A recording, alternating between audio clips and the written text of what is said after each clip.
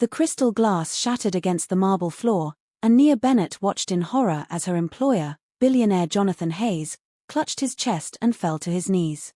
The morning sun streamed through the massive windows of the Hayes mansion, casting bright light across the disaster unfolding before her eyes.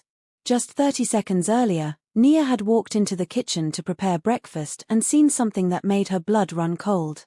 Veronica Hayes, Jonathan's wife of 10 years, stood at the counter with her back turned, carefully tilting a small brown bottle over her husband's morning tea. The liquid that dripped from it was clear and odorless, but something about the way Veronica glanced around nervously before adding it made Nia's instincts scream danger. "Don't drink it," Nia had shouted, rushing forward and knocking the teacup from Jonathan's hand just as he raised it to his lips. The cup hit the floor and exploded into 1,000 pieces. Veronica spun around with wide eyes, her face a perfect mask of shock and confusion. Jonathan staggered backward, looking between his wife and his maid with bewilderment written across his pale features. "What on earth is going on?" Jonathan managed to say, but his words came out slurred. His tall frame swayed like a tree in strong wind, and then his knees buckled. Nia caught him as best she could, easing his fall to the floor. His skin felt cold and clammy under her hands. His breathing came in short, rapid gasps. Something was very wrong, and it had been wrong for a while. "Call 911, Nia shouted at Veronica, who stood frozen by the counter, still holding the small brown bottle in her perfectly manicured hand. Veronica blinked once, twice, then seemed to snap out of her trance. She shoved the bottle into her robe pocket and grabbed her phone. "Yes, my husband collapsed. Please hurry," Veronica said into the phone, her voice trembling with what sounded like genuine fear. She was good at pretending, Nia realized. Very good. Jonathan's eyes rolled back slightly, and Nia cradled his head in her lap. She had worked for the Hayes family for 3 years, cleaning their enormous home and preparing their meals. Jonathan had always been kind to her, treating her with respect that many wealthy employers did not show their staff. He remembered her birthday, asked about her online classes, and paid her fairly. Veronica, on the other hand, barely acknowledged Nia's existence except to criticize her work. "Stay with me, Mr. Hayes," Nia whispered, smoothing his salt and pepper hair back from his forehead. His eyes focused on her face with difficulty. "Nia," he breathed. "What happened?" "You're going to be okay," she promised, though fear clawed at her throat. "Help is coming." The sound of sirens grew louder outside. Veronica paced back and forth, wringing her hands and looking every bit the worried wife. But Nia had seen what she had seen. That bottle in Veronica's hand, the secretive way she had added its contents to the tea, the panic in her eyes when Nia interrupted. This was not an accident or a misunderstanding. Paramedics burst through the front door, their equipment clattering as they rushed to Jonathan's side. Nia moved back to give them room, her hands shaking. They checked his vital signs, asked rapid-fire questions that Veronica answered in a tearful voice. They loaded Jonathan onto a stretcher with practiced efficiency. "I'm riding with him," Veronica announced, grabbing her purse. What medications is your husband taking?" one paramedic asked as they wheeled Jonathan toward the door. "Just vitamins," Veronica said quickly. Too quickly, Nia thought. He's been feeling tired lately, but nothing serious. Nia followed them outside, watching as they loaded Jonathan into the ambulance. His eyes found hers through the open doors, and she saw confusion and pain in them. The doors slammed shut, and the ambulance roared away with lights flashing against the bright morning sky.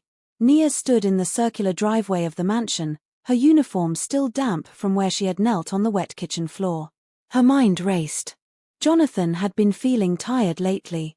She had noticed it over the past few months. He came home from work earlier, took more naps, and lost weight despite eating the meals she prepared. She had assumed it was stress from running his company, Hayes Industries, which manufactured medical equipment. But what if it was something else? What if Veronica had been poisoning him slowly, day after day, waiting for him to die? The thought made Nia feel sick. She needed to tell someone, but who would believe a maid accusing a billionaire's wife of attempted murder? She pulled out her phone with trembling fingers and called the hospital, asking which one they had taken Jonathan to. Memorial Hospital, the operator told her. Nia grabbed her car keys and drove there immediately. Have you ever witnessed something terrible and wondered if you should speak up, even when you know no one might believe you? Would you risk everything to save someone's life? Share your thoughts in the comments below, and please subscribe to hear what happens next. The emergency room at Memorial Hospital buzzed with controlled chaos. Nia pushed through the automatic doors and hurried to the reception desk, her heart pounding against her ribs. The fluorescent lights overhead were harsh and bright, making everything feel surreal and urgent at the same time. I'm here about Jonathan Hayes, Nia told the receptionist, a tired-looking woman with graying hair. He was just brought in by ambulance. Are you family? The receptionist asked without looking up from her computer screen. I'm his employee. I was there when he collapsed, Nia explained. I need to speak to his doctor. It's important. The receptionist finally met her eyes, perhaps hearing the desperation in Nia's voice. Take a seat. Someone will come talk to you. Nia sat in an uncomfortable plastic chair and tried to steady her breathing. Around her, people waited with various injuries and illnesses. A child cried in his mother's arms. An elderly man coughed into a handkerchief. Time seemed to move both too fast and too slow. 30 minutes passed before a doctor emerged from the treatment area. She was a white woman in her 40s with kind eyes and brown hair pulled back in a neat bun. Her badge read Dr. Rachel Thompson. Is anyone here for Jonathan Hayes? Dr. Thompson called out. Nia jumped to her feet. I am. How is he? Are you family? No, I'm Nia Bennett. I work for Mr. Hayes. I was there when he collapsed this morning, Nia said quickly. Doctor, I need to tell you something important. I think his wife was poisoning him. Dr. Thompson's expression shifted from professional courtesy to sharp attention. Come with me, she said, leading Nia to a small consultation room away from the crowded waiting area. They sat down across from each other at a plain table. Tell me everything, Dr. Thompson said, pulling out a notepad. Nia recounted what she had seen that morning. The brown bottle, the way Veronica had added something to the tea, her suspicious behavior. She also mentioned Jonathan's declining health over the past few months. Dr. Thompson listened without interrupting, making notes. When Nia finished, the doctor nodded slowly. Mr. Hayes is in critical condition. His heart is under significant stress, and his liver function is poor. We're running a full toxicology panel now. If what you're saying is true, we should find evidence. Where is he now? Nia asked. Intensive care. His wife is with him, Dr. Thompson said. She studied Nia's face carefully. Why are you telling me this? You understand this is a serious accusation. Because Mr. Hayes is a good man, and he doesn't deserve to die, Nia said simply. I've worked for his family for 3 years. He's always treated me with kindness and respect. If his wife is trying to kill him, someone needs to stop her.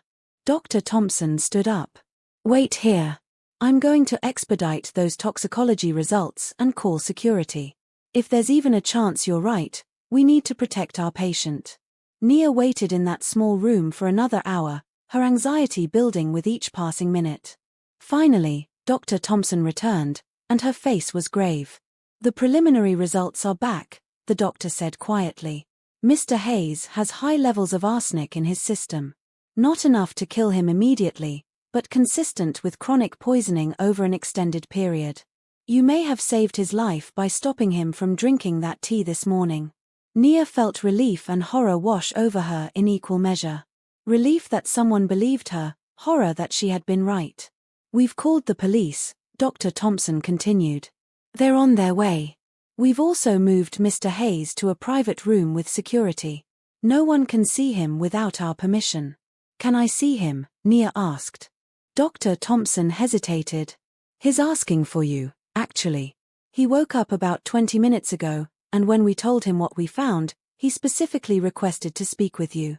They walked through sterile hallways painted in soft blue, past rooms where machines beeped and hummed.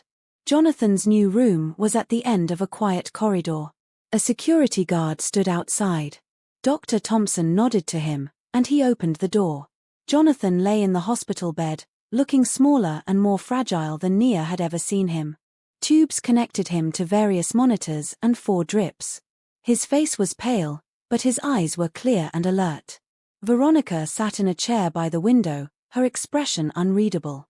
"Nia," Jonathan said, his voice weak but steady. "Dr. Thompson told me what you saw. What you did." Veronica stood abruptly. "Jonathan, you can't possibly believe this ridiculous story. Your maid is clearly trying to cause trouble." "Sit down, Veronica," Jonathan said, his tone hard despite his physical weakness. "The doctors found arsenic in my blood. Enough to prove someone has been poisoning me for months." Veronica's perfectly composed face cracked slightly. "That's impossible. There must be some mistake." "The police will be here soon," Dr. Thompson said from the doorway. "They'll want to question everyone and search your home."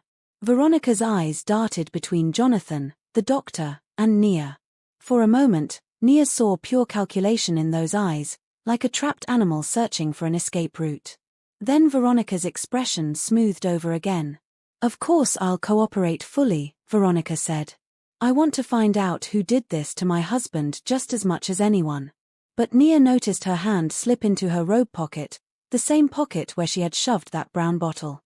Within seconds, Veronica's fingers emerged empty, but Nia saw something small fall from her hand and roll under the radiator by the window. Evidence being hidden right in front of them.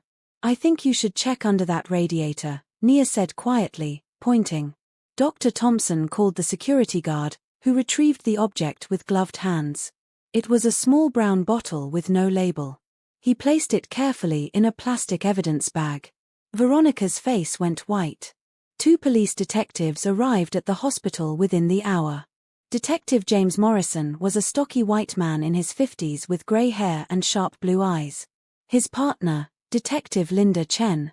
Wait, I need to avoid the name Chen as it's in the prohibited list. Let me restart this section. 2 police detectives arrived at the hospital within the hour. Detective James Morrison was a stocky white man in his 50s with grey hair and sharp blue eyes. His partner, Detective Linda Brooks, was a younger black woman with close-cropped hair and an intense focus that made Nia feel like she was being studied under a microscope. They questioned Nia first, recording her statement about what she had witnessed that morning. She told them everything again, staying calm and factual. Then they spoke with Dr. Thompson, who provided the toxicology results and explained the medical findings. Finally, they went into Jonathan's room to interview him and Veronica separately. Nia waited in the hallway, sitting on a bench beneath a window that let in cool afternoon light. She felt exhausted, like she had lived through an entire week in just one morning. Her phone buzzed with messages from other household staff asking what happened, but she did not have the energy to respond yet. After 2 hours, Detective Morrison emerged from Jonathan's room and walked over to where Nia sat. "Ms. Bennett, we're going to need you to come to the Hayes residence with us," he said. "We have a warrant to search the property, and your knowledge of the house layout will be helpful." "Of course," Nia said, standing up. "Whatever you need." She rode in the back of an unmarked police car to the mansion she had cleaned so many times. Crime scene investigators were already there, carrying equipment inside. Nia showed them to the kitchen, to Jonathan and Veronica's bedroom suite, to the home office where Veronica spent most of her time. "Check the security cameras," Nia suggested. "Mr. Hayes had them installed throughout the house last year. The kitchen has 3 different angles." Detective Brooks's eyes lit up. "Show me the security office." The security office was a small room off the main foyer where monitors displayed feeds from cameras positioned all around the estate. The system recorded everything and saved it for 90 days. Nia showed the detective how to access the recordings, and they pulled up footage from that morning. There it was, clear as day. Veronica entering the kitchen at 6:47 a.m., looking around to make sure she was alone, removing a small bottle from her robe pocket, and adding several drops to the teacup already prepared on the counter. She stirred it carefully, replaced the bottle in her pocket, and left.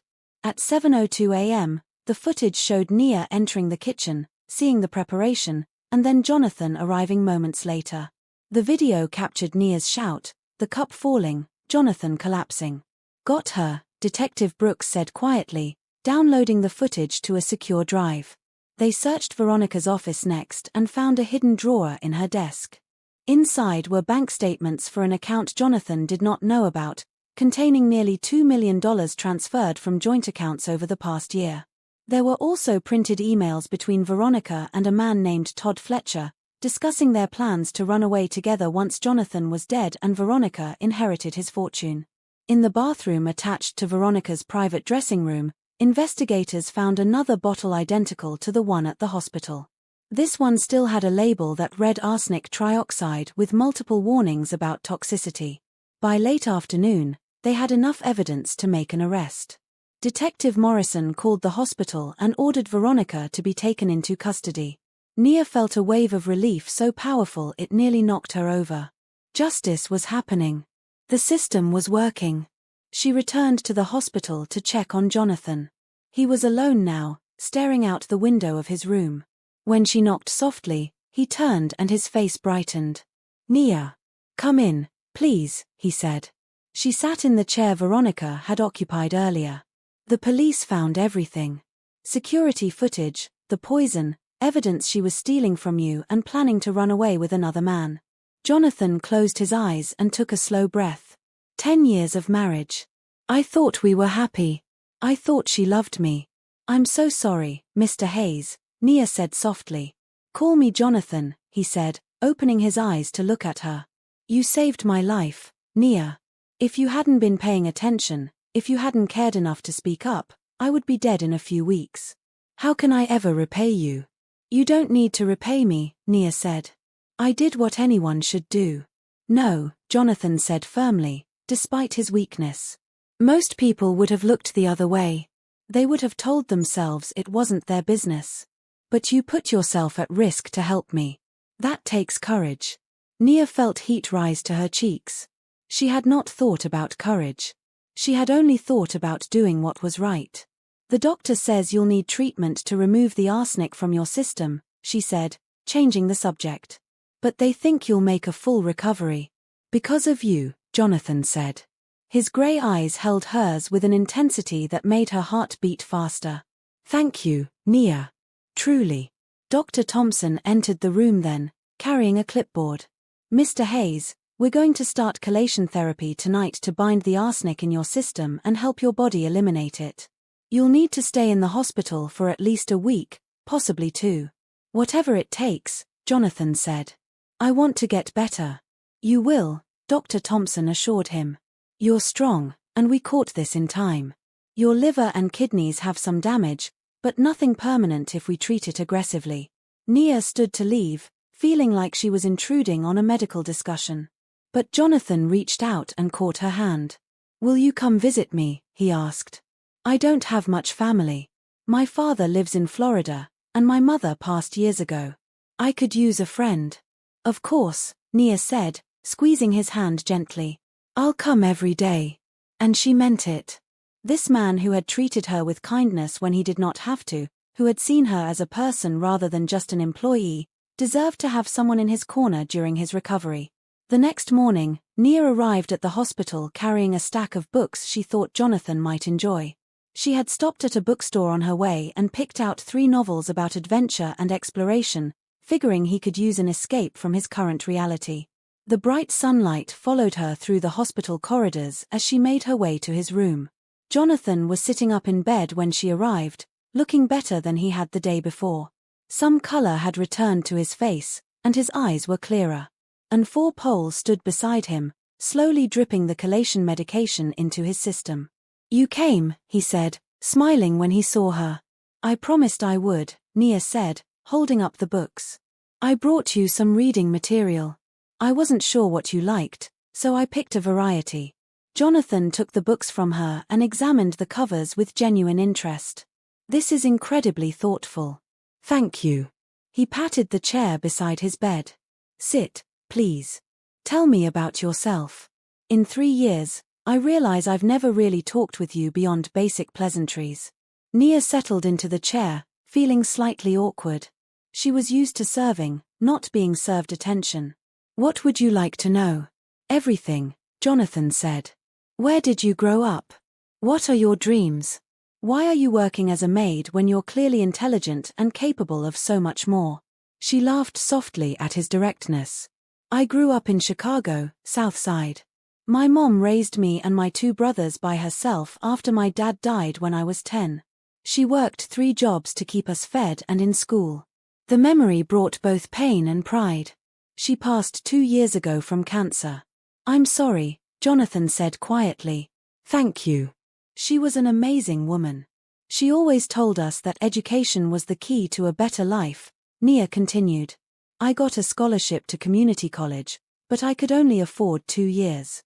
I've been taking online business classes when I can, trying to finish my degree 1 course at a time. That's why you work nights, Jonathan said, understanding dawning on his face. I always wondered why you preferred the overnight shift.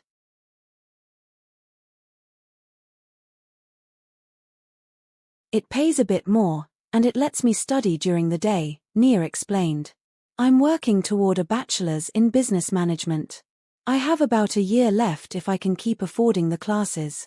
Jonathan was quiet for a moment, studying her face. What would you do with a business degree? I'd like to open a non-profit that helps single mothers get job training and childcare assistance, Nia said. She had never told anyone this dream before, worried it would sound foolish. My mom struggled so much, and I saw how just a little bit of support could have changed everything for her. I want to be that support for other women. That's a beautiful goal, Jonathan said, and she could hear the sincerity in his voice. The world needs more people who want to help others. They talked for over an hour about everything and nothing. Nia learned that Jonathan had built Hayes Industries from a small medical supply company he inherited from his uncle into a major manufacturer of hospital equipment. He told her about his love for classical music and old jazz records. She discovered he played piano but had not touched one in years. Veronica said it was too loud, Jonathan explained with a sad smile. I should have realized then that something was wrong. Music used to be my escape. Dr. Thompson interrupted their conversation with her afternoon rounds. She checked Jonathan's vital signs and reviewed his latest test results. Your levels are already starting to improve, she reported. The chelation therapy is working well. How are you feeling? Tired, but better than yesterday, Jonathan said. That's normal. Your body is working hard to heal, Dr. Thompson told him. She glanced at Nia. I'm glad he has a friend visiting. Positive social interaction helps with recovery. After the doctor left, Jonathan turned to Nia with a serious expression. I want to do something for you. Please let me pay for the rest of your education. Nia's first instinct was to refuse, to say she could not accept such a generous gift. But then she remembered her own rule about accepting help with gratitude. Jonathan was offering her something that could change her life, and refusing it would be insulting to his kindness. Thank you, she said, feeling tears prick her eyes. That would mean everything to me. Are you sure? Completely sure, Jonathan said firmly. You saved my life, Nia. The least I can do is help you achieve your dreams. Consider it an investment in the future you're going to build. I don't know what to say, Nia whispered, overwhelmed by his generosity. Say you'll accept and that you'll keep visiting me, Jonathan said with a gentle smile. I've enjoyed talking with you more than I've enjoyed a conversation in years. I accept, and yes, I'll keep visiting, Nia promised. Over the following days, a pattern developed. Nia would arrive each morning with something small, a book, a newspaper, a puzzle. They would talk for hours about their lives, their hopes, their regrets. Jonathan told her about the loneliness of his marriage, how Veronica had grown cold and distant years ago. Nia shared stories about her brothers, who were both doing well in their own careers now. On the 4th day, Jonathan's father arrived from Florida. Samuel Hayes was a tall, distinguished man in his 70s with white hair and the same kind grey eyes as his son. He embraced Jonathan carefully, mindful of the medical equipment. Dad, this is Nia Bennett, Jonathan said. She's the reason I'm alive. Samuel turned to Nia and took both her hands in his. Then I owe you a debt I can never repay. Thank you for saving my son. I'm glad I was there to help, Nia said simply. Samuel visited every day after that, and he always greeted Nia warmly when their visits overlapped. She liked the older man immediately. He had a dry sense of humor and clearly adored his son. One afternoon, when Jonathan was napping, Samuel walked with Nia to the hospital cafeteria for coffee. They sat by a window overlooking the parking lot, bright sunlight streaming across their table. "My son talks about you constantly," Samuel said with a knowing smile. "He says you're brilliant and kind."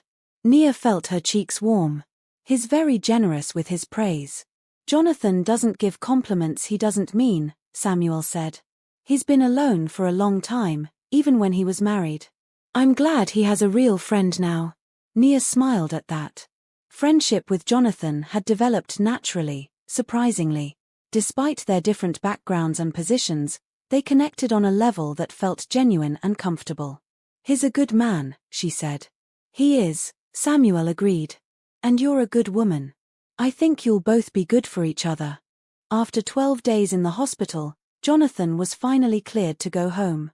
His arsenic levels had dropped to safe ranges, and while he still needed regular monitoring, Dr. Thompson felt confident he could continue his recovery at the mansion. Nia helped him pack his belongings, moving slowly to accommodate his still fragile state. "I'm nervous about going back there," Jonathan admitted as he buttoned a shirt with slightly shaking hands. "The house feels tainted now, knowing what happened in it." "It's just a building," Nia said gently. "What happened there was because of one person's choices, not because of the house itself. You can make new memories there. Better ones." Jonathan nodded, but she could see the worry in his eyes. The hospital had been a safe bubble where he could focus solely on healing. Going home meant facing reality again. Dr. Thompson came in to give final instructions. "You'll need to take it easy for at least another month. No stress, no overexertion. You'll have follow-up appointments every week for the next 2 months." She looked at Jonathan seriously. "Is there someone who can stay with you and help during your recovery?" "I don't want to burden anyone," Jonathan started to say, but Dr. Thompson cut him off. "This isn't optional, Mr. Hayes. You cannot be alone right now. You're still weak, and complications could arise. You need someone there." Jonathan looked at Nia, a question in his eyes. She could see his hesitation to ask, his fear of imposing on her kindness. But she also saw the need there, the vulnerability of a man who truly had no one else to turn to. "I can stay," Nia offered before he could ask. "I can continue working and be there if you need anything." "Nia, I can't ask you to do that," Jonathan protested. "You've already done so much." "You're not asking. I'm offering," she said firmly. "Let me help you." Relief flooded his face. "Thank you. But I insist on changing our arrangement. I want you to be my personal assistant and caretaker, not my maid. And I'm tripling your salary." Nia opened her mouth to argue about the salary, but then closed it. This was Jonathan's way of maintaining his dignity while accepting help. If she refused, she would be taking that away from him. "I accept," she said. "Thank you." "There's a cottage on the estate property," Jonathan continued. "It's small but comfortable. I'd like you to live there. It will be easier than you commuting back and forth, and you'll have privacy when you need it." Again, Nia's instinct was to refuse such generosity. But she thought about the cramped apartment she shared with 2 roommates, about the long commute to and from work. Living on the estate would give her more time to study and to help Jonathan. It made practical sense. "That sounds perfect," she said. They left the hospital together, Samuel driving them in his rental car. The mansion looked different to Nia as they pulled up the long driveway. She had always seen it as a workplace, but now it would be something more. A home, in a way. The staff had cleaned the kitchen thoroughly, removing any reminder of that terrible morning. Fresh flowers filled vases throughout the main rooms. Someone had even hung new curtains in the living room, as if trying to create a fresh start. "I gave most of the staff the week off," Jonathan explained as they walked through the quiet rooms. "I thought we could both use some peace." He showed Nia the cottage, which sat about 100 yards from the main house, surrounded by gardens. It was indeed small, just 2 rooms and a bathroom, but it was charming with large windows that let in plenty of light. The furniture was simple but comfortable. "It's lovely," Nia said, running her hand over the back of a reading chair positioned near the window. I'll have your things brought from your apartment, Jonathan said. Just give me the address. They walked back to the main house together, moving slowly to match Jonathan's careful pace. He tired easily, and Nia noticed him leaning on the porch railing when they reached the back entrance. You should rest, she said. Let me make you some lunch first. In the kitchen, Nia prepared a simple meal of soup and bread. She brought it to Jonathan in the sunroom, where he sat in a comfortable chair looking out at the gardens. The late afternoon light filled the room, bright and clear. This is good, Jonathan said after tasting the soup. Thank you. They ate in companionable silence, and Nia found herself relaxing in his presence. This new arrangement felt right, natural. She was helping someone who needed help, and in return, she was receiving opportunities she never could have imagined. After lunch, Jonathan dozed off in his chair, and Nia covered him with a light blanket. She explored the house with new eyes, thinking about how to make it feel safe and comfortable for him again. She opened windows to let in fresh air and moved some furniture to create better flow in the rooms Jonathan used most. Samuel found her reorganizing the library, creating a cozy reading nook near the fireplace. You have good instincts, he said, watching her work. This place needed new energy. It's a beautiful home, Nia said. It should feel welcoming. My son is lucky to have you, Samuel said. I'm going back to Florida tomorrow, but I feel much better knowing you'll be here with him. That evening, Nia moved her belongings into the cottage. It did not take long since she did not own much. Her books filled the small bookshelf, and her clothes fit easily in the closet. She stood in her new home, looking around at the space that was entirely hers, and felt gratitude wash over her. A knock at the door interrupted her thoughts. Jonathan stood there, looking stronger than he had that morning. I wanted to make sure you had everything you need, he said. It's perfect, Nia assured him. Thank you again. No, thank you, Jonathan said. For everything. For saving my life, for staying, for helping me start over. I know this arrangement is unusual, but I hope we can make it work. We will, Nia said confidently. They stood there for a moment, two people from completely different worlds who had somehow found themselves connected by circumstance and kindness. The future was uncertain, but for the first time in a long time, both of them felt hopeful. Would you stay in a mansion to help someone recover, even if it meant completely changing your life? What would you do in Nia's position? Let me know in the comments, and don't forget to subscribe to see how this story unfolds. The days developed a comfortable rhythm. Nia would wake in her cottage to birdsong and morning light streaming through the windows. She would prepare breakfast for Jonathan in the main house kitchen, and they would eat together in the sunroom. Afterward, while Jonathan rested or worked on light correspondence, Nia would attend her online classes or study in the library. 3 weeks into their new arrangement, Jonathan was noticeably stronger. Color had fully returned to his face, and he could walk through the gardens without tiring. Dr. Thompson's weekly checkups showed continuous improvement in his liver and kidney function. One afternoon, Nia sat at the library desk working through a particularly difficult accounting assignment. She had been staring at the same problem for 20 minutes, frustration building with each failed attempt to solve it. What are you working on? Jonathan asked from the doorway. He had been napping in his room but apparently woke and came looking for her. Managerial accounting, Nia said with a sigh. I can't figure out this cost allocation problem. May I? Jonathan asked, gesturing to the chair beside her. Nia slid her notebook over to him. Jonathan studied the problem for a moment, then picked up her pencil and began writing. His explanation was clear and patient, breaking down the complex concepts into understandable pieces. Within 10 minutes, Nia understood not just how to solve that problem but the underlying principle that would help her solve similar ones. You're a natural teacher, she said, impressed. I minored in accounting in college, Jonathan said with a smile. It was my father's idea. He thought every business owner should understand the numbers. That makes sense, Nia said. She hesitated, then asked, would you mind helping me with this class? I'll pay you for tutoring. Absolutely not, Jonathan said firmly. I enjoy teaching, and I have plenty of free time right now. Consider it payment for all the delicious meals you cook. And so began their study sessions. Every afternoon, Jonathan would help Nia with whatever subject she was working on. He was patient and encouraging, celebrating when she grasped difficult concepts and never making her feel inadequate when she struggled. In return, Nia discovered Jonathan's abandoned piano in a room he called the music parlor. The instrument was a beautiful grand piano, covered with a dust cloth and clearly untouched for years. "Would you play for me?" she asked one evening after dinner. Jonathan looked at the piano with longing and hesitation. "I haven't played in so long. I might be rusty." "I'd still like to hear it," Nia encouraged. He sat at the bench and lifted the cover from the keys. His fingers touched them gently, as if greeting old friends. Then he began to play.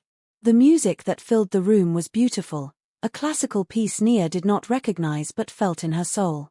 Jonathan's whole body relaxed as he played, tension melting from his shoulders.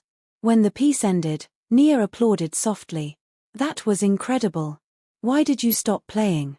"Veronica said it gave her headaches," Jonathan said quietly. "I should have known then that our marriage was over. Music is part of who I am." "Then play every day," Nia said. "Fill this house with music again." From that evening on, Jonathan played for an hour each day.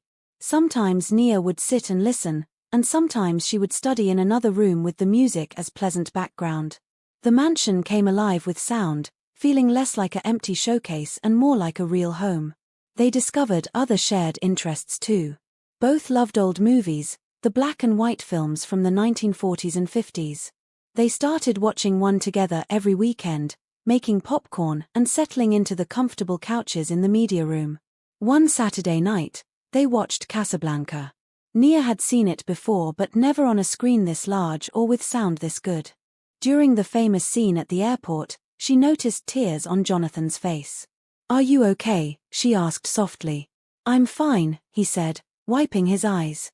"It's just, this film is about sacrifice and doing the right thing even when it hurts.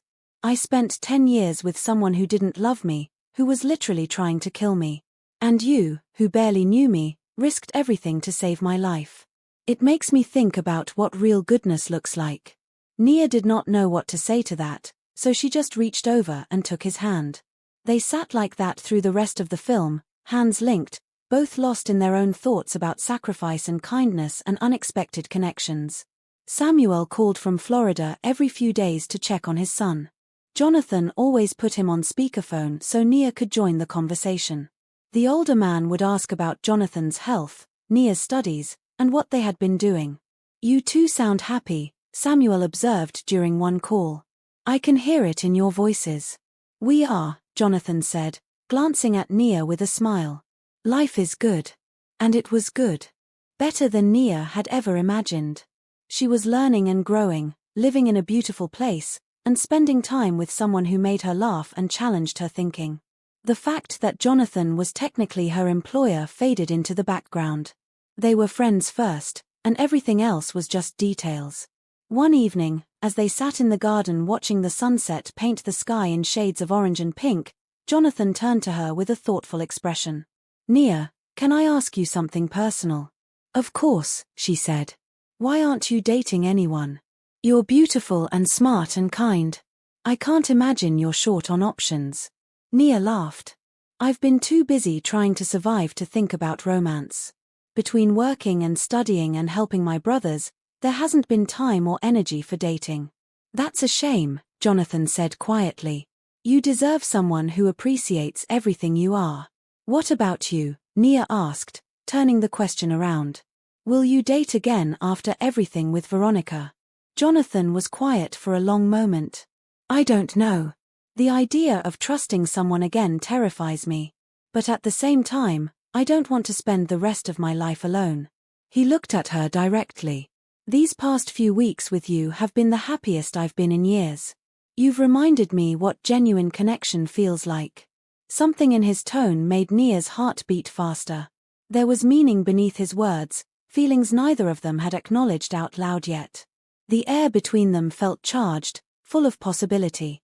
"I've been happy too," she said softly. They sat in silence as darkness fell around them, both aware that something was shifting between them, something neither was quite ready to name yet. Samuel Hayes returned to visit in early autumn, when the estate gardens were ablaze with fall colors. The leaves on the massive oak trees turned gold and red, creating a canopy of warmth over the grounds. Nia had grown to love the changing seasons here, the way nature painted the landscape in new colors every few months. Jonathan picked his father up from the airport, his first time driving since the poisoning. Nia had offered to go with him, but he insisted he was ready to do it alone. She watched from the cottage window as the car pulled up the driveway, both men visible through the windshield, laughing at something. They came to find her in the library, where she was reviewing notes for an upcoming exam. Samuel embraced her warmly, as he always did. "Look at you," he said, holding her at arm's length. "You're glowing. College life agrees with you." "I'm almost done," Nia said with pride. "One more semester and I'll have my bachelor's degree." "That's wonderful," Samuel said. "And then what?" "Then I start working toward my dream," Nia explained. "The non-profit I want to create." "She's going to change lives," Jonathan said, and the pride in his voice made Nia's cheeks warm. "She's already helped me write a business plan for it." The three of them spent the afternoon together, walking through the gardens and talking about everything and nothing. Samuel watched the easy interaction between his son and Nia with observant eyes, and Nia wondered what he was thinking. That evening, Jonathan cooked dinner for the three of them. He had been learning to cook, taking online classes just as Nia was doing with her business courses. The meal was simple but good, grilled chicken with roasted vegetables and rice. "This is delicious, son," Samuel said. "When did you become a chef?" "Nia inspired me," Jonathan said. "She's always trying to improve herself, to learn new skills. I figured I should do the same."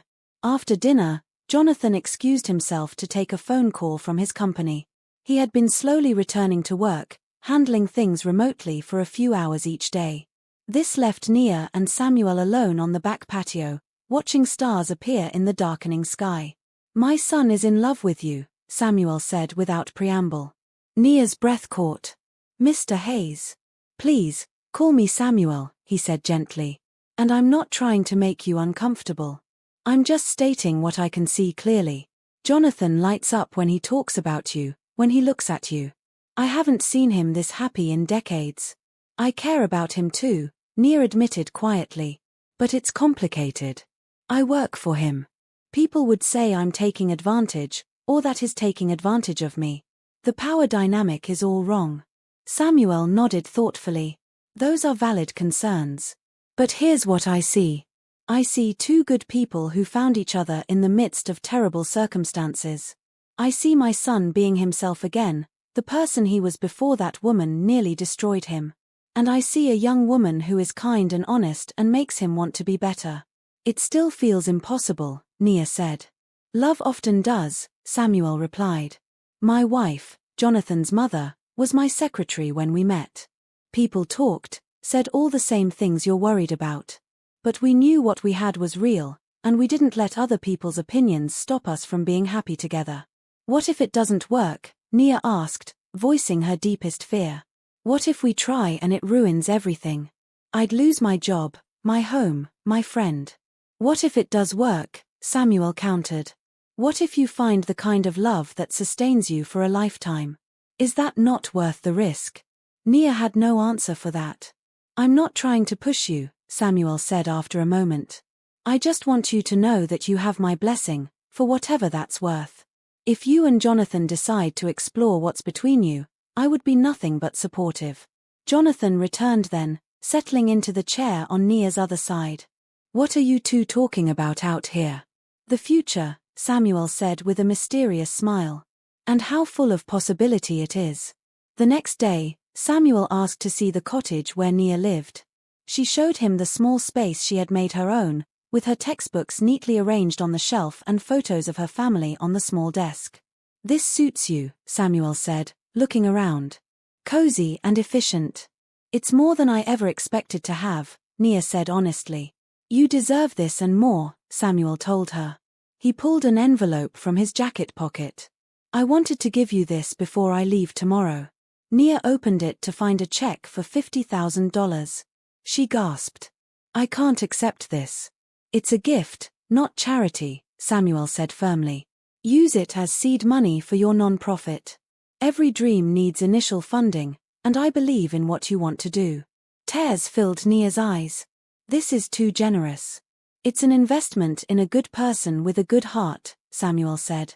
Please take it. Nia thought about her rule, about accepting help with gratitude instead of pride. Thank you, she whispered, embracing the older man.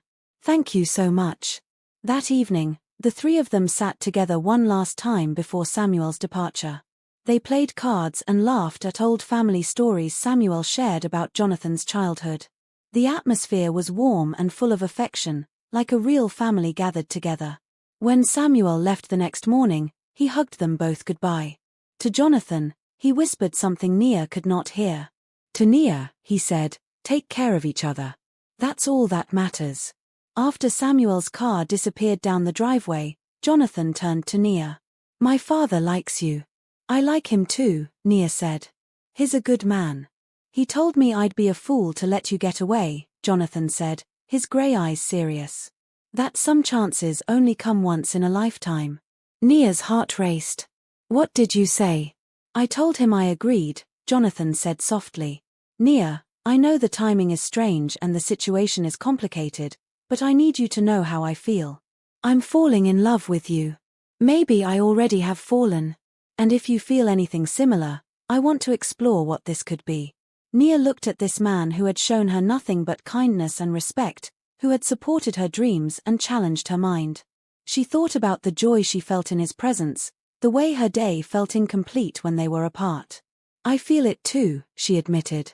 But I'm scared. So am I, Jonathan said, reaching for her hand. But fear is not a good enough reason to walk away from something that could be beautiful. They stood there in the morning sunlight, hands linked, both taking a leap of faith into the unknown. Veronica's trial began on a cold November morning. The courthouse was an imposing building downtown, with marble columns and high ceilings that made voices echo. News crews clustered outside, their cameras aimed at anyone who entered. The case had attracted media attention because of Jonathan's wealth and the dramatic nature of the attempted murder. Nia and Jonathan arrived together, both dressed conservatively for court.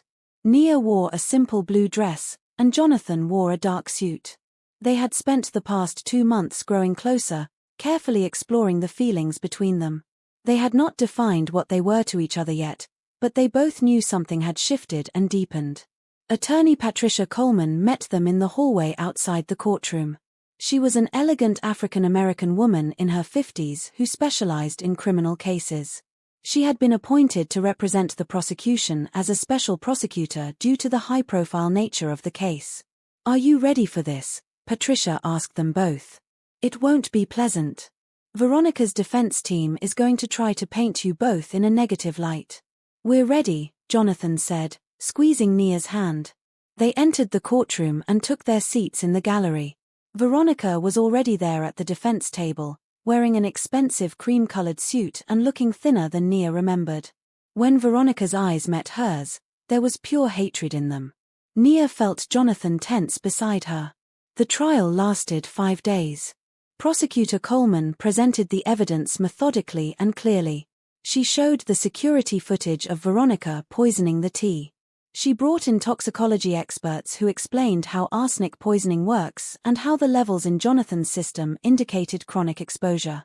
She presented the financial records showing Veronica's theft and the emails between Veronica and her boyfriend, Todd Fletcher, discussing their plans. Todd had been arrested as an accomplice and had agreed to testify in exchange for a reduced sentence. He took the stand on the 3rd day, looking nervous in his ill-fitting suit.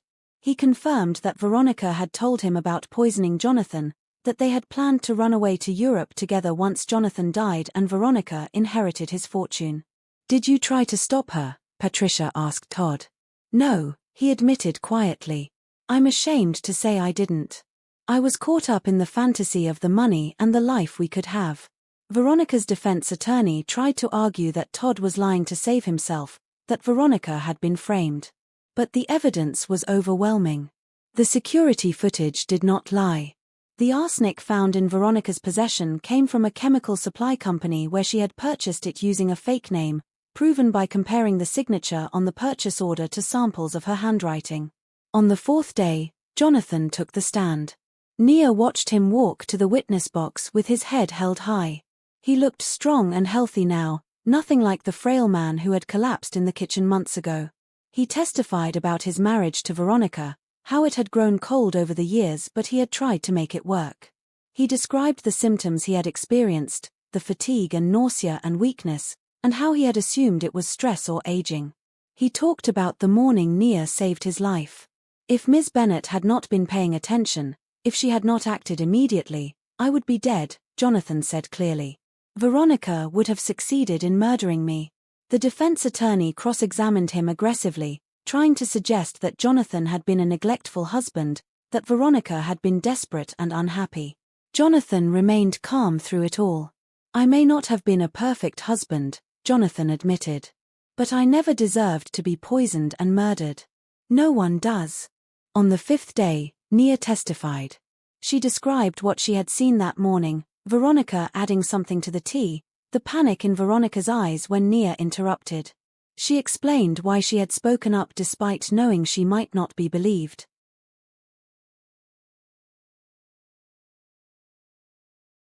I couldn't stay silent when someone's life was in danger, Nia said simply. It would have been wrong.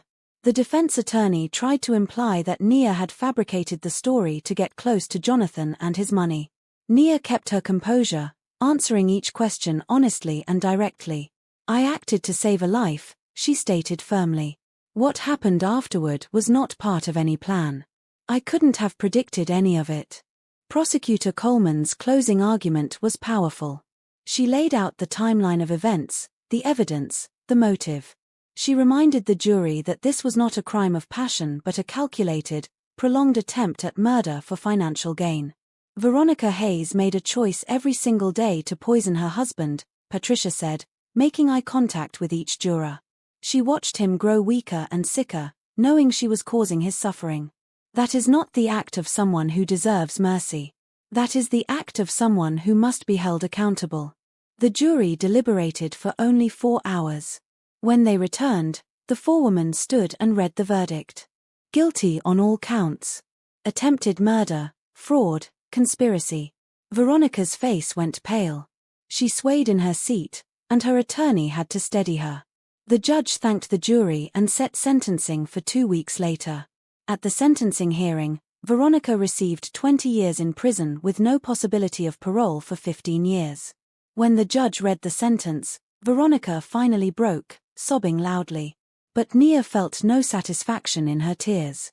She just felt sad that someone had chosen such a dark path. Outside the courthouse, Jonathan spoke briefly to the gathered reporters. Justice has been served today. I'm grateful to the prosecution team, to the investigators, and especially to Nia Bennet, whose courage and quick thinking saved my life. Now I can finally move forward. As they walked to the car, Nia felt a weight lift from her shoulders. This chapter was closed. Veronica was being held accountable for her actions. The future stretched ahead, full of possibility.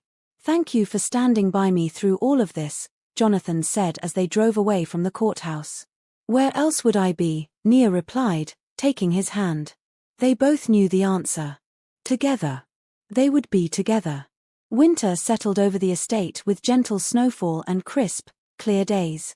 Nia graduated from her online program in December, receiving her bachelor's degree in business management. Jonathan threw a small celebration for her, inviting Samuel and a few close friends. They toasted to her achievement with champagne in the library, and Nia felt pride swell in her chest. To new beginnings, Samuel said, raising his glass. To new beginnings, everyone echoed. The next day, Jonathan asked Nia to meet him in his home office. She had rarely been in this room, a sophisticated space with dark wood furniture and floor-to-ceiling bookshelves. Jonathan sat behind his desk, looking every bit the successful CEO he was. Please sit, he said, gesturing to the chair across from him. Nia sat, curious about the formal setting. I have a proposition for you, Jonathan began. Hayes Industries has been without a vice president of community relations for over a year. The position involves building partnerships with non-profits, overseeing our charitable giving, and developing programs that help the communities where we do business. He slid a folder across the desk to her. I'd like to offer you the job. Nia opened the folder and saw an employment contract with a salary that made her gasp. It was more money than she had ever imagined earning. Jonathan, I just graduated. I don't have experience. You have the most important qualification, Jonathan said. You genuinely care about helping people. You have a vision for how to make a difference. The rest you can learn, and we'll support you with training and mentoring. Nia looked at the contract, her mind racing. This was an incredible opportunity, one that could allow her to help people on a scale she had only dreamed about. But doubt crept in. People will say you're only offering this because of our relationship, she said quietly. Let them talk, Jonathan said firmly. I'm offering you this position because you're qualified and because I believe you'll excel at it. Yes, I care about you. But this is a business decision based on merit. What if I fail? Nia asked, voicing her deepest fear. What if you succeed beyond your wildest expectations? Jonathan countered, echoing his father's words from months ago. Nia, I've watched you study and learn and grow. I've seen your dedication and intelligence. You won't fail. And even if you make mistakes, that's part of learning. I'll be there to support you. Nia thought about refusing, about taking the safe path. But then she remembered her rule about accepting help with gratitude. This was an opportunity to make a real difference, to work toward her dream of helping single mothers and families in need.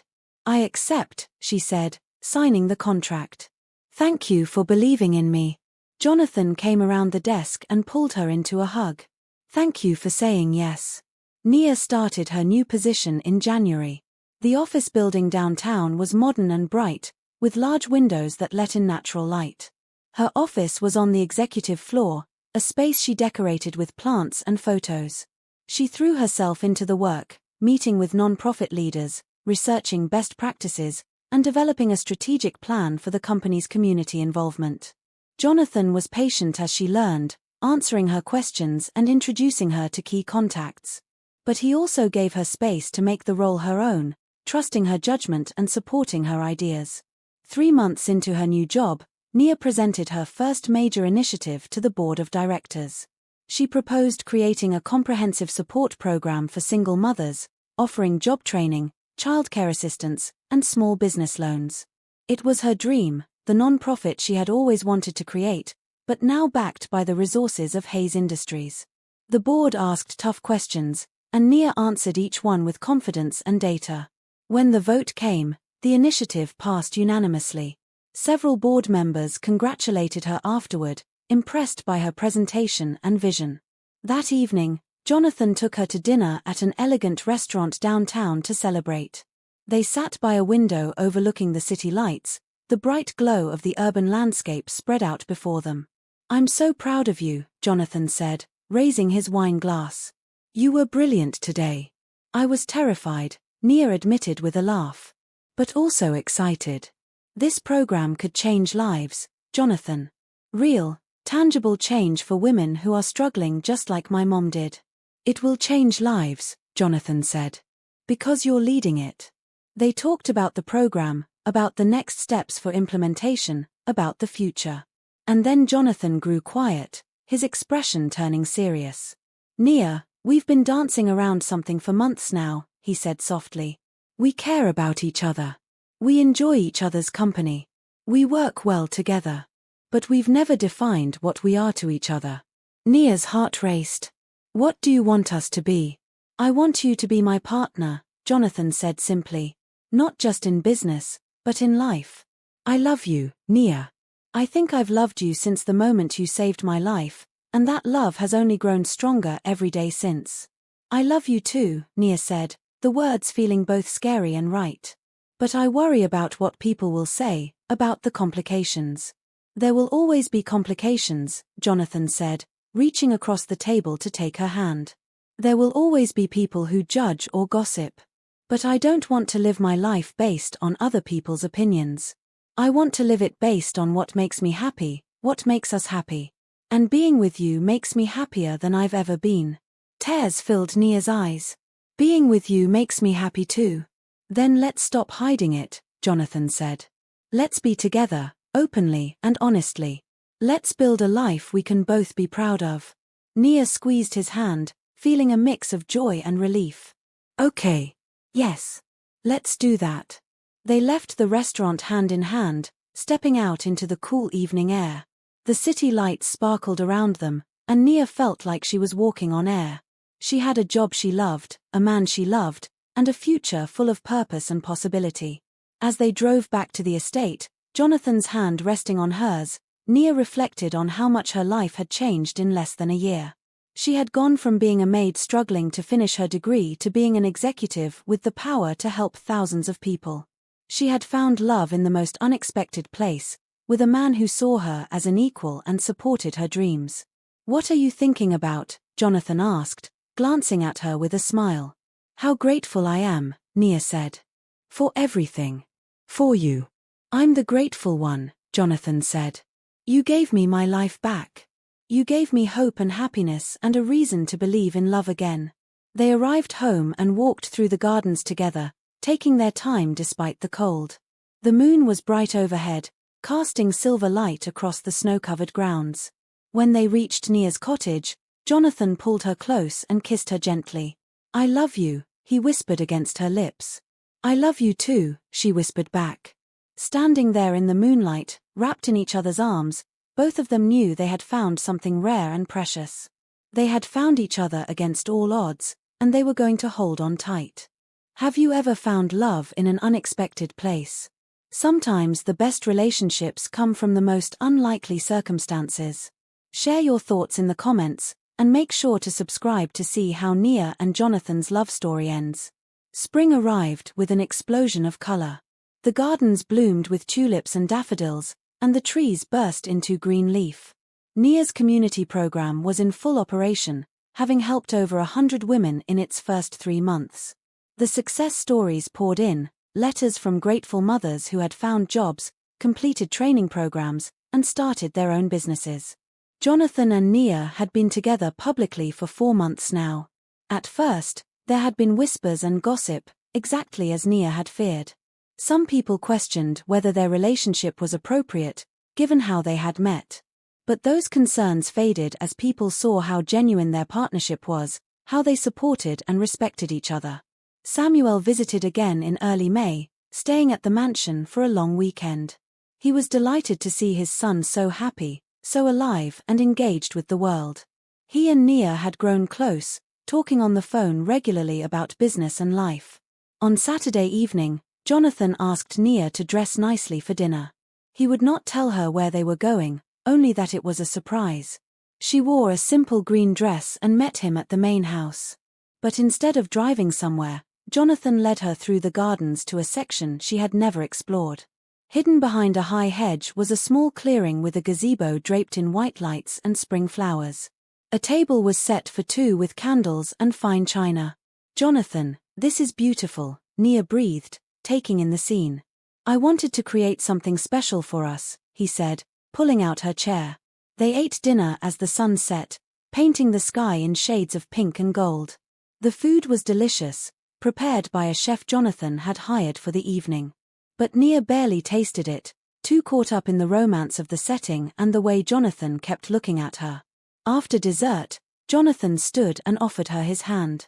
He led her to the center of the gazebo, where flower petals were scattered across the floor. "Nia Bennett," he began, and his voice was thick with emotion. "You came into my life when I was at my lowest point. You saved me, not just physically but in every way that matters. You showed me what real kindness looks like, what genuine love feels like. These past months with you have been the happiest of my life." He dropped to one knee, and Nia gasped, her hands flying to her mouth. "I know we come from different worlds," Jonathan continued. "I know our story is unconventional and that we've had to overcome obstacles that many couples never face. But I also know that what we have is real and true and worth fighting for. I want to spend the rest of my life with you, as your partner, your friend, your equal."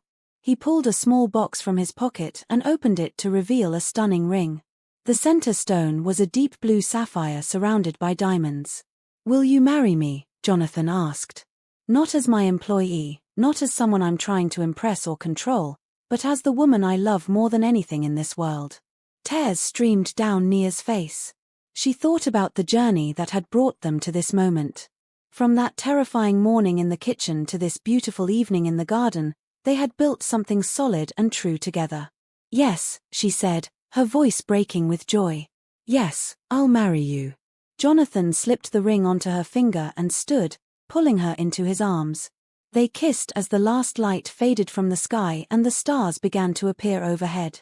When they finally pulled apart, both laughing and crying at the same time, Samuel emerged from the garden path with Dr. Rachel Thompson and attorney Patricia Coleman, all carrying glasses of champagne. "Surprise," Samuel said, beaming. "We've been hiding behind that hedge for the past 20 minutes waiting for our cue." Everyone laughed and hugged, celebrating the engagement with champagne and cake that had been hidden in the gazebo's small storage area. Dr. Thompson, who had become a friend to both Nia and Jonathan during his recovery, offered her congratulations warmly. "I've been treating patients for 20 years, Rachel said, and I've never seen a recovery quite like Jonathan's. I think love is the best medicine." Patricia Coleman, the attorney who had prosecuted Veronica, raised her glass. "To love that overcomes all obstacles. To two people who deserve every happiness. May your life together be long and full of joy." They partied in the garden until late, talking and laughing under the stars. At one point, Nia found herself alone with Samuel while Jonathan went to get more champagne. "My son asked my permission before he proposed," Samuel told her. "But I told him he didn't need it because you're not mine to give. You're your own person, and this decision was between you two. But I want you to know I'm thrilled to be gaining you as a daughter." "Thank you," Nia said, embracing him. "For accepting me, for supporting us. You make my boy happy," Samuel said simply. "That's all a father could ask for." The following month, Nia and Jonathan hosted an engagement party at the mansion. They invited everyone important to them, friends from Jonathan's business world, people Nia had met through her community work, and Nia's two brothers who flew in from Chicago. Nia's brothers, Marcus and Trevor, were initially suspicious of Jonathan, protective of their sister. But after spending time with him, seeing how he looked at Nia and treated her with respect and love, they gave their approval. "He's good for you," Marcus said, pulling Nia aside during the party. "I can see how happy you are." "I am happy," Nia agreed. "Happier than I ever thought possible." The engagement party was held outside on the lawn, with white tents and long tables covered in flowers. People mingled and laughed, enjoying good food and music. Jonathan had hired a small jazz band, and they played softly in the background. At one point, Jonathan asked the band to pause and called for everyone's attention. He stood with Nia under one of the tents, holding her hand. "Thank you all for coming to celebrate with us," Jonathan said. "Nia and I have an unconventional love story, one that started in crisis and grew into something beautiful. Some people have questioned our relationship, wondered if it's real or appropriate. I want to address that directly." The crowd grew quiet, everyone listening. "What Nia and I have is real," Jonathan continued. "It's built on mutual respect, shared values, and genuine affection. Yes, she once worked for me. But she was never beneath me. She has always been my equal, my partner, my better half in many ways. She challenged me to be a better person, to use my resources to help others, to live with purpose. I am the one who is lucky in this relationship, not her." Nia felt tears sting her eyes as murmurs of approval rippled through the crowd. "So to anyone who doubts us, I say this with love but also with firmness. This is our life, our choice, our love. We're not asking for permission or approval, though we're grateful for the support of those who truly care about us. We're simply asking you to be happy for us as we start this new chapter together." The crowd erupted in applause and cheers. People raised their glasses in toast. Nia's brothers whooped loudly, making everyone laugh. And through it all, Nia and Jonathan stood together, hands linked, hearts full. Later that night, after the guests had left and the cleanup crew had restored the lawn to order, Nia and Jonathan walked through the quiet gardens. The moon was bright overhead, illuminating the paths before them. "Are you sure about this?" Nia asked, the question that had been nagging at her. Marrying me will change your life. People in your social circles may not accept me. Then those aren't people I want in my life, Jonathan said firmly. Nia, I spent 10 years married to someone who fit perfectly into my social world, and she tried to murder me. You saved my life and then taught me how to actually live it. I don't care what anyone else thinks. I love you, Nia said, stopping to face him. I love you so much it scares me sometimes. I love you too, Jonathan said, cupping her face in his hands. And I promise to spend every day of our marriage showing you just how much. They kissed under the moonlight, two people from different worlds who had found each other against all odds. Their love story had begun with danger and deception, but it had transformed into something beautiful and true. 6 months later, they married in a simple ceremony in that same garden gazebo where Jonathan had proposed.